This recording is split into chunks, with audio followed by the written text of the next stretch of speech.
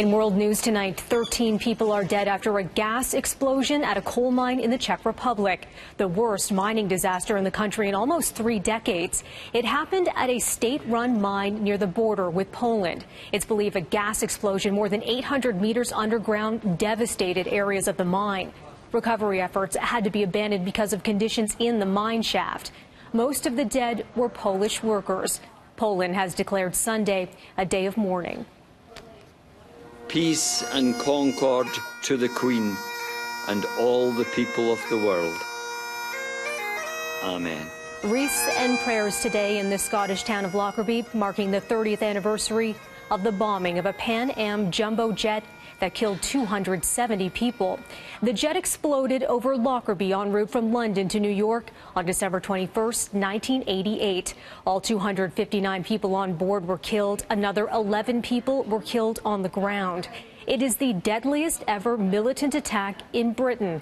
Libya has accepted responsibility for the bombing and paid compensation to the victims' families. The U.S. Supreme Court Justice Ruth Bader Ginsburg, she underwent a surgery today to remove 2 cancerous growths in her left lung. It's the 3rd time she's been treated for cancer since 1999. In a statement, the court said her doctors found no evidence of further disease and no further treatment is planned. She'll stay in a Washington hospital a few more days before being released. The 85-year-old judge is considered one of the court's left-wing champions. Her health is closely watched by liberals and conservatives alike. If she were to step down now, President Donald Trump would choose her replacement and further shift the Supreme Court in a more conservative direction.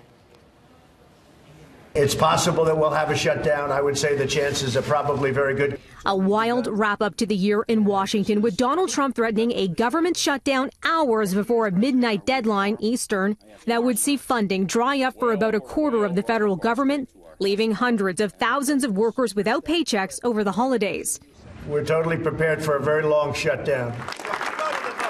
Donald Trump demanding Congress approve $5 billion in spending to put towards a U.S.-Mexico border wall. The U.S. president also shifting the blame, tweeting, "The Democrats now own the shutdown," even though he said he'd be proud to shut down the government just last week. I am proud to shut down the government for border security, Chuck. I will take the mantle. I will be the one to shut it down. I'm not going to blame you for it. The White House has said Trump would not go to Florida today as planned for the holidays in case of a government shutdown. And shockwaves are still being felt in Washington and beyond in the wake of U.S. Secretary of Defense James Mattis's resignation.